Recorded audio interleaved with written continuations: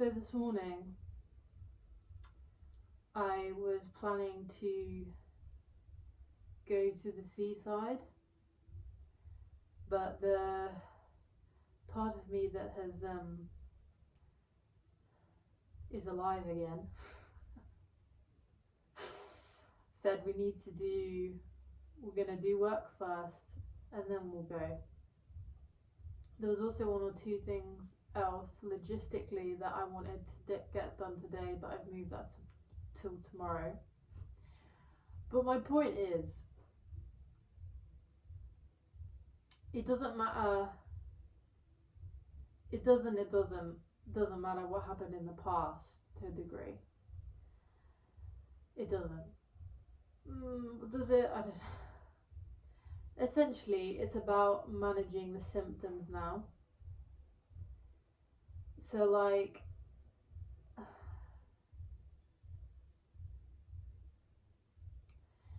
it's extremely, like, I've actually been experiencing dizziness, physical dizziness, when you are coming home to yourself, regulating. 2 weeks ago, I had a part of myself come back to me that I've been looking for about 16 fucking years. And suddenly I had memories coming in from like the beginning part of my teens. Not loads yet, but like images suddenly were flashing into my head that felt like me living them, of times when I was dissociative and maybe most extremely dissociative. And don't mind fucking building. And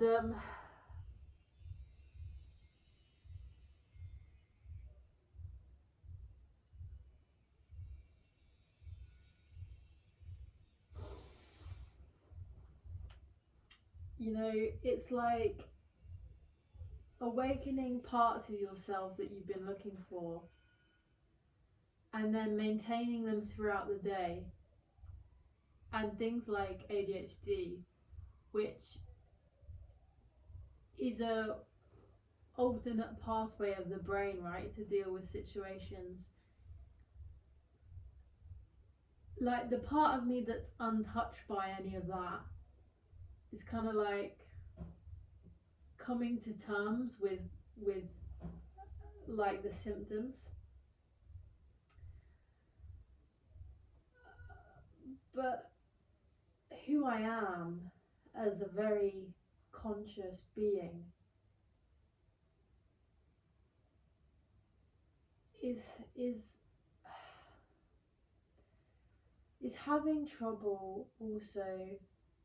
She doesn't have trouble with love, but like it's just a lot to get to. The conscious being I am doesn't have a problem with me, but my egotistical part does, is what I'm trying to say. There we go. When I turn the fucking switch off of overthinking, I just say what I mean.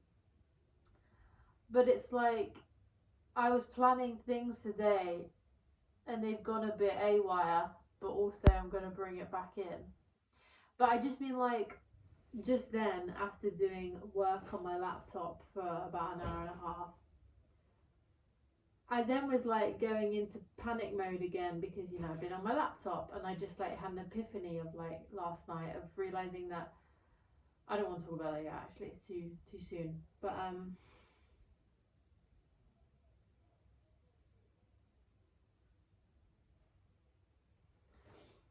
like I've had to lie down for a couple of minutes to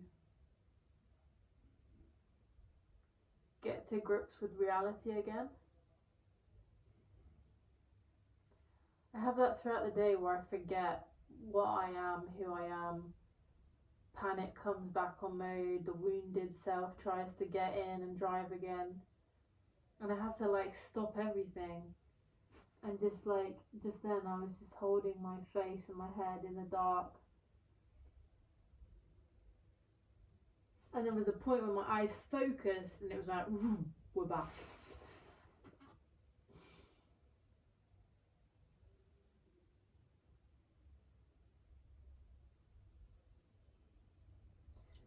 I'm extremely sensitive, extremely sensitive, and that's both a power and a bit of a curse, bit of a it's a bit of a curse as well as a superpower.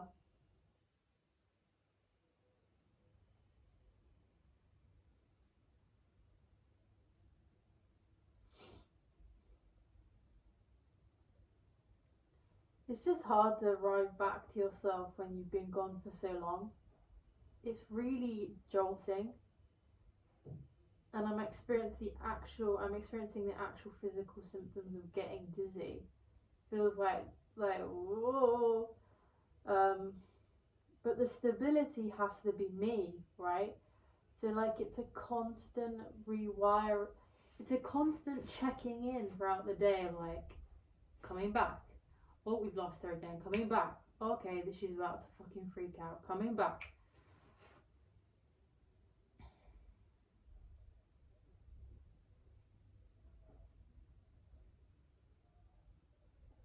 For a while, I thought the feminine, the inner feminine, is actually what now I see as a wounded past self. I thought she was inherently sad, but she's not. That's a wounded being from my past.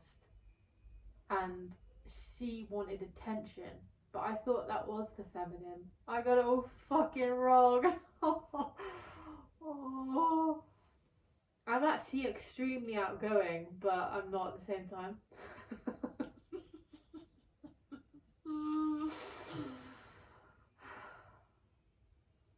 So, I just like.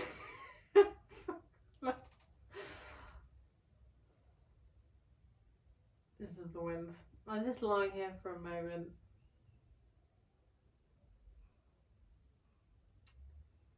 I think it would be extremely helpful for us to get a coach, an ADHD coach specifically, someone who can like tell me what to do.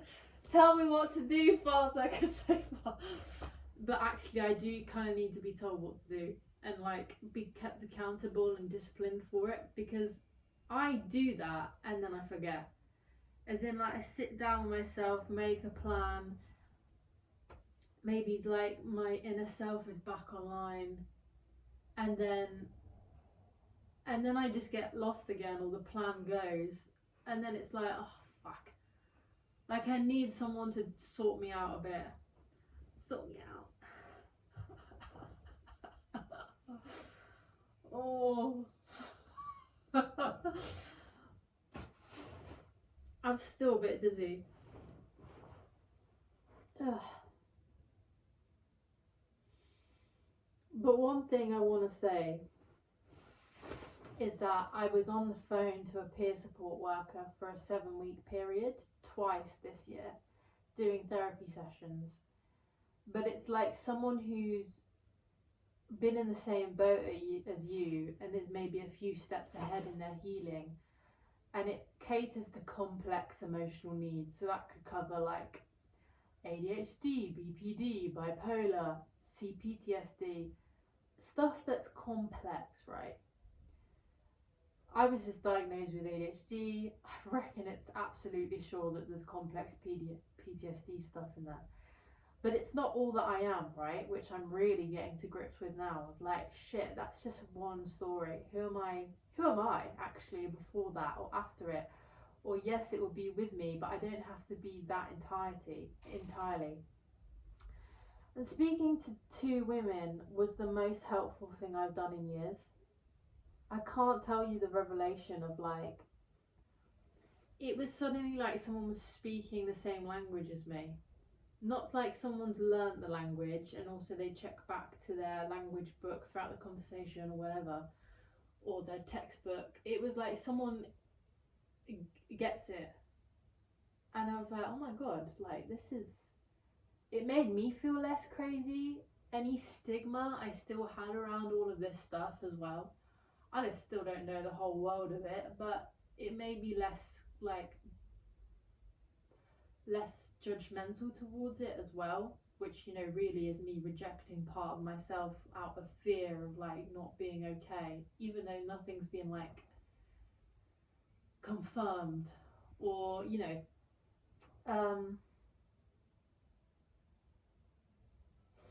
but it's incredible to say things, you know, like the complexities of meeting your complex stuff, emotional needs, your wounds,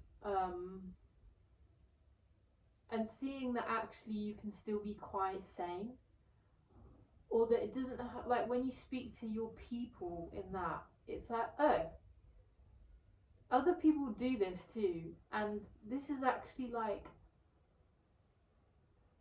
when you get validation for something you're dealing with and you have like an earnest manner about it, like if you're just inherently a good person, which I think many people are, and you just explain.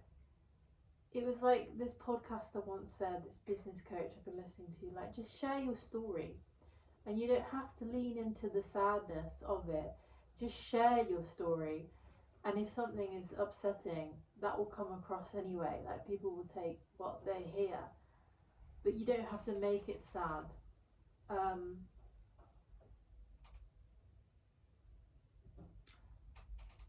What was my point?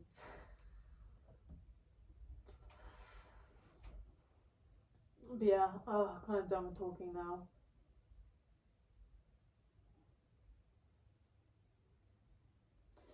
I'm just kind of preparing to get back in. Like, get back in.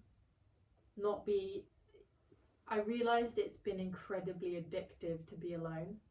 And that part of me that was protecting me. Oh, they really hate that I'm saying this out loud. The part of me that was protecting me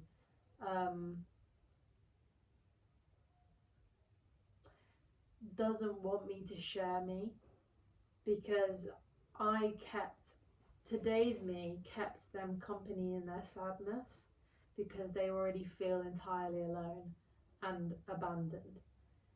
And by attaching me, kind of screaming at me with sadness, it keeps me attended to them, because I want to make sure that they're okay and honour them.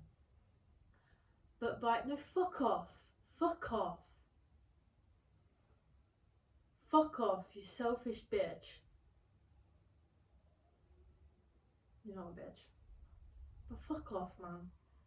It's like, by attending to them, because I just want to make sure they're okay, it's like they've emphasized it to keep me distracted, to keep me from being okay again, which means I would be out in the world and not need them anymore. And they already feel abandoned, so they're trying to keep me clasped in. Oh, which is exactly how I think my mum treated me, and how I've treated people, and like, and how part of me is treating myself.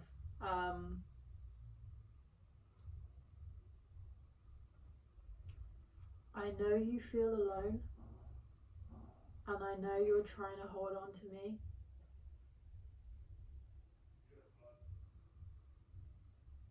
but you're actually causing me an incredible amount of pain, and you're being very selfish. I need to let go of you in terms of stop attending to this sadness and stop trying to make sure that you're okay, because I've checked a million times, and at this point I need to choose myself rather than you. I've been picking that girl who's sad because I want to make sure she's okay, but in the meantime I've been abandoning my life,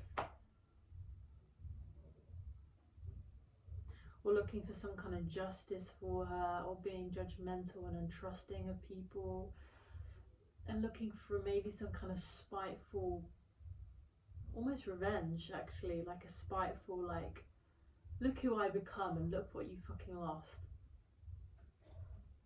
rather than just not giving a shit and letting it go. God, that part of me is so manipulative. But it's because she's sad, right? She's sad. She's incredibly wounded. It is like a demon, the inner demon. But when you look at them, you just realize that it's like a very, very hurt part of you. God, I'm gonna need some help with this. I don't know what would be suitable, whether a psychedelic trip or psyche, that's something on my radar, or yeah, that's the one.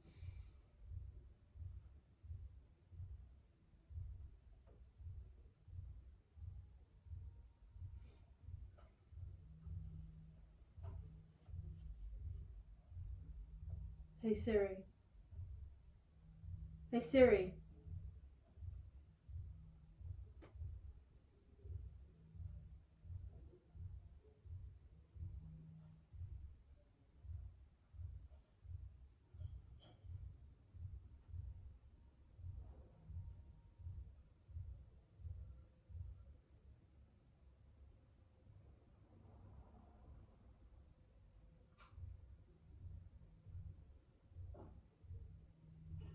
If you make me think you're a victim, then I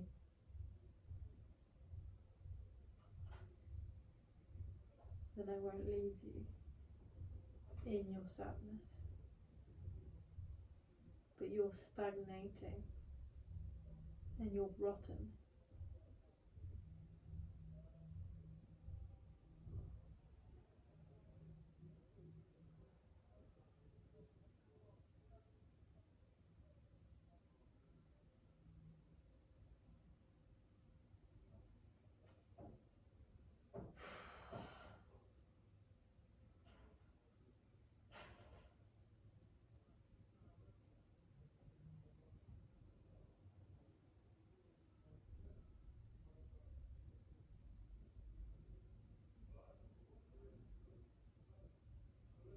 All these men, all these men who live in this building are so fucking loud.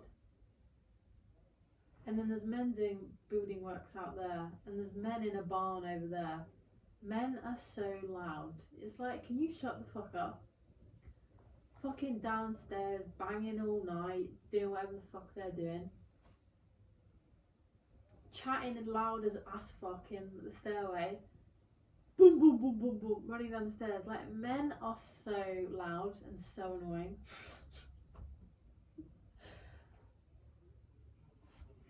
And then they look at you like they want to fuck you, and it's like, can you fuck off, you dirty little rats?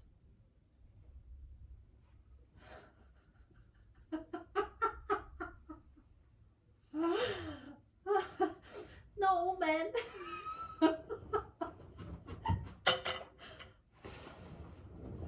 What's that? Oh.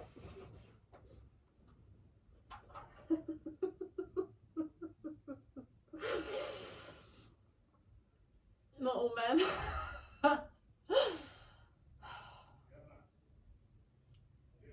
You see what I mean? So annoying. So loud, so annoying. It's like, can you shut up? Can you shut the fuck up?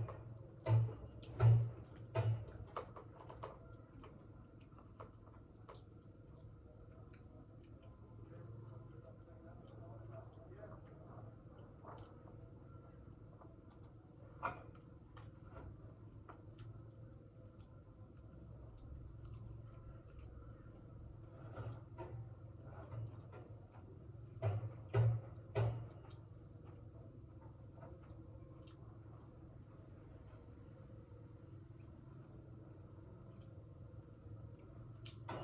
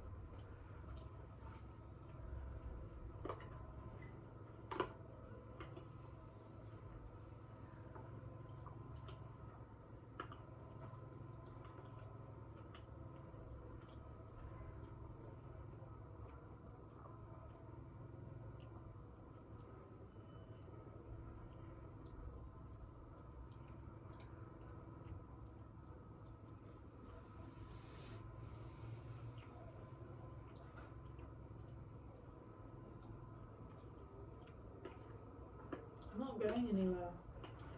Okay, I'm not going anywhere.